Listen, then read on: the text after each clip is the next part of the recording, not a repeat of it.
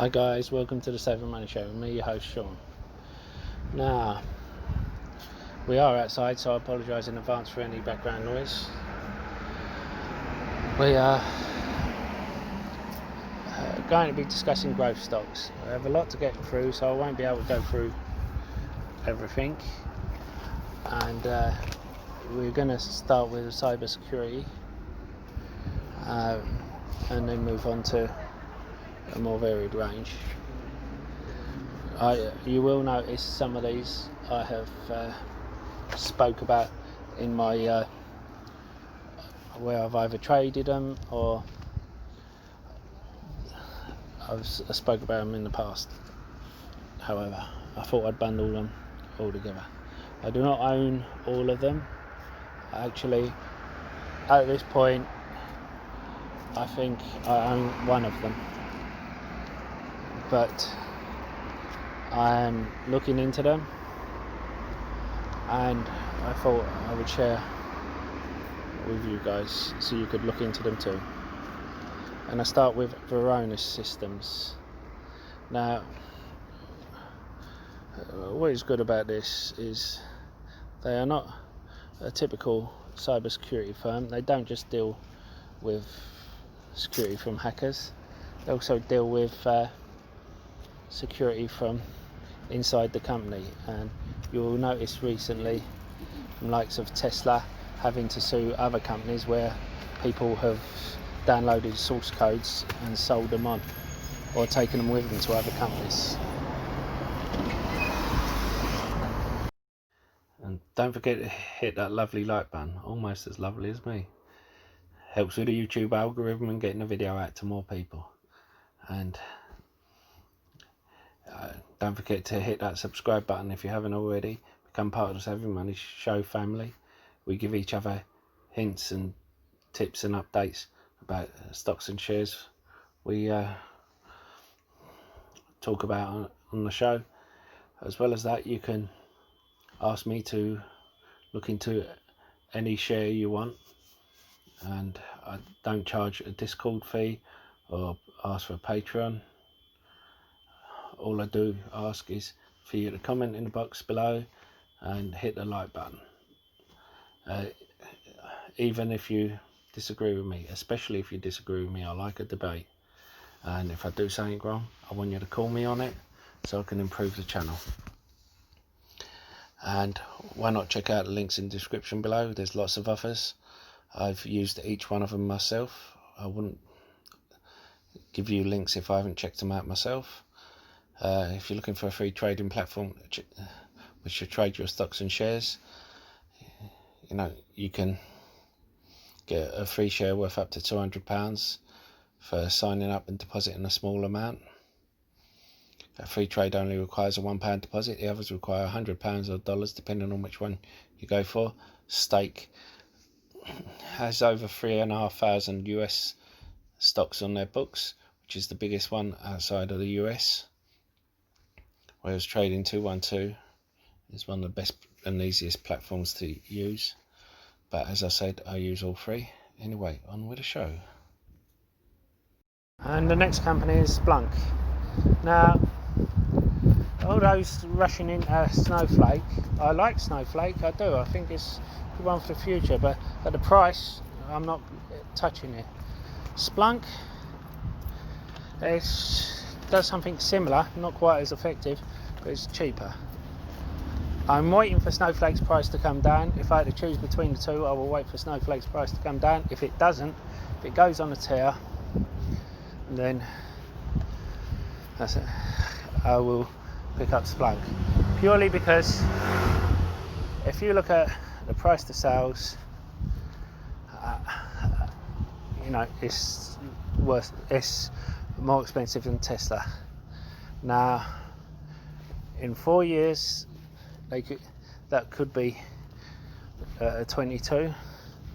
Yeah, but which still isn't cheap. But a lot of these hedge funds are banking on them having 120% growth year on year for 3 years, which, you know, if they don't hit that, you don't know what's going to happen to the stock. Anyway,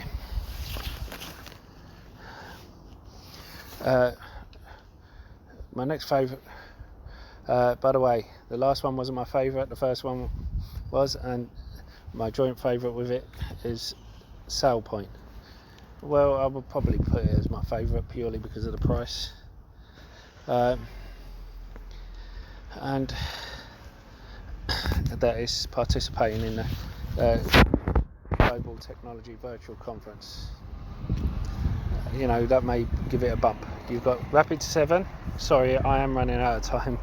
It's Tenable Holdings and Science Applications International Corporation. Sorry, I can't go through all of them. And now we move on to the rest of the stocks. Switch. You may have heard of this before. I have touched on it before as a stock to watch. Now, I am looking into it in a bit more detail. They build data centers, but you may have seen other YouTubers talk about it, but they're ex-military who look after it. They have 2 roofs to protect against an aerial assault. They have 4 outer walls, like 10-foot steel walls, so if a bus or a lorry drives into it, to enter it, you cannot get access. They have armed guards who are ex-military, so expect a load of pain. Well, you know, when they talk about moats, wouldn't be surprised if there's a moat with alligator and sharks in there. Yeah, once you get past those 4 walls, to get to the servers, servers are all locked in individual walls with individual keys, and so it's basically too much trouble to get in there. And considering where they're located, let's face facts, they put them in places like Vegas and that because it's cheap land when they went there, but it's incredibly hot places, and these data centers generate a lot of heat. Now, it's incredibly cool there because they've got to keep them cool. Now, they don't just have a backup electric in case the electric goes down. They have 2 backup electrics, so there's no way you're going to lose your information. Now, they are not losing customers. There's only a loss of 0.2% churn rate. Now, that is something you'll have to see. I mean, if you're worried about how much electric they're using, Greenpeace have actually given them a 100% rating. They haven't. Oh, sorry, this isn't coming up. They haven't done that for any other company. And sorry about that. And they consider it a switch for leadership on renewable energy. Now, at one point, I thought maybe when they built it, they built boreholes and used something to convert the energy from that into electricity. Because for them to have 100% is amazing. Maybe they're using the heat from the data centers to heat the air conditioning. Whatever the reason, you know, these are players who do not want their information on the cloud. These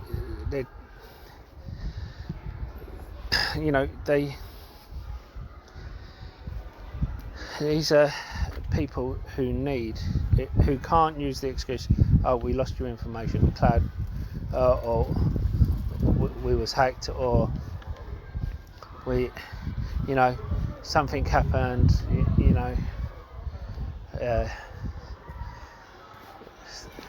they just can't use that. These are like top level security data centers, and they have been growing,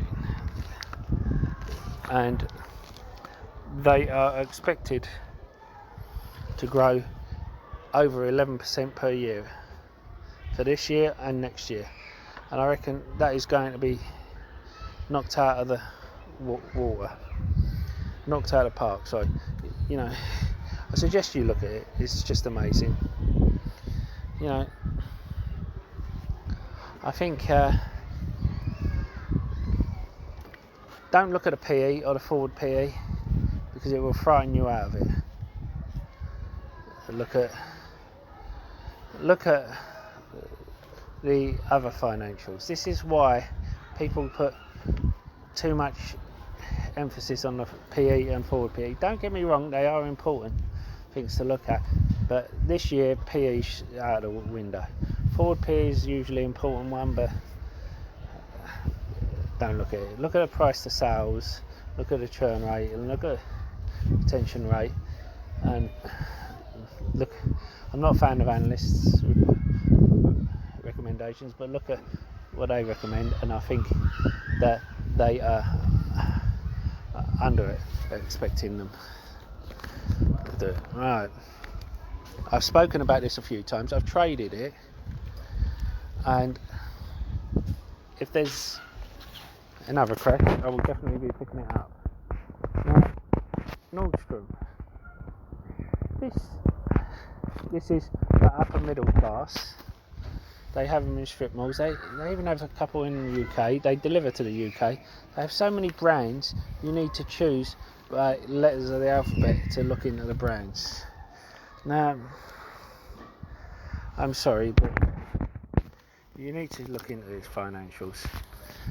This is a company that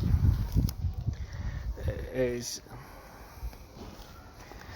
There are two retailers that I will pick up, and I'm not talking about retailers like. Sorry, there's something wrong with my connection. I'm not talking about retailers like Amazon or online. Now, this has improved its online presence. Oh, for God's sake! Sorry about this. I don't want to spend too long on it because I have done a whole video on it before, but I'm not talking about online retailers like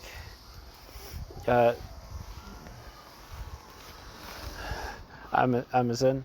Now, this does have an online branch because of the Rona, which is growing and improving, but I'm talking about ones that are in malls, in shops, because believe me, once all this is over and done with, people will want to gather in malls again. They will want to go there, and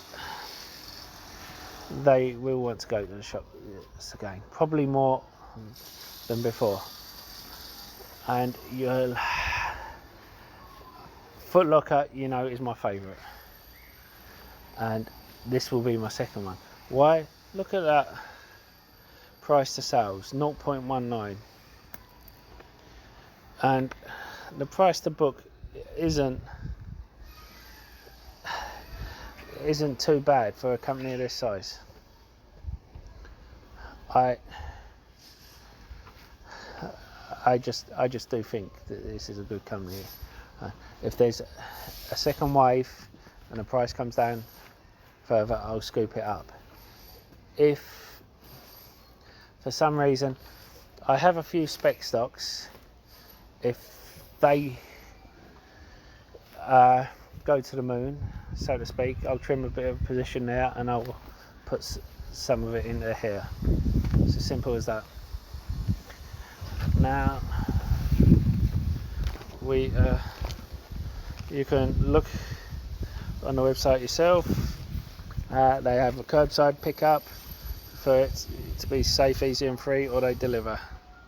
You know, Upwork. I keep banging on about Upwork. It's one of the top 2 freelance sites. Fiverr just shot up and Upwork just went sideways. They will come to realisation that Upwork is one to get into, and it will shoot up, and it's just a matter of when. And I think it's undervalued. Now, my last one is going to be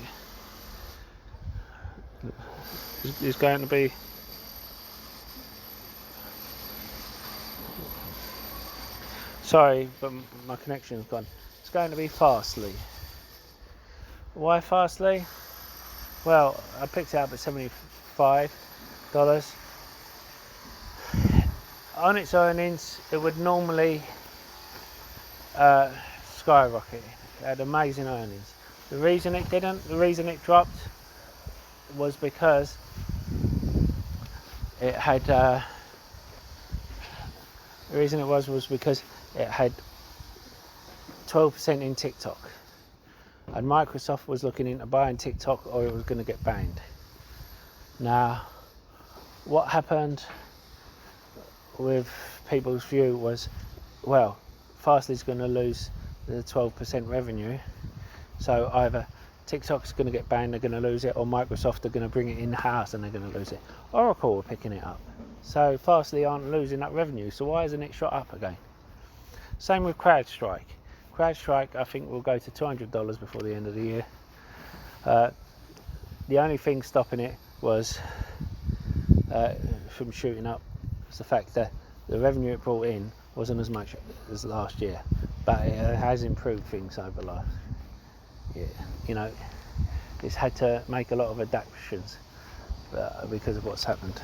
Anyway, so for me, I'd like to know your growth stocks. Are there any you're going into? Are you in any of these? Don't forget to leave a like and a comment in the box below, and I'll see you in the next video. Goodbye.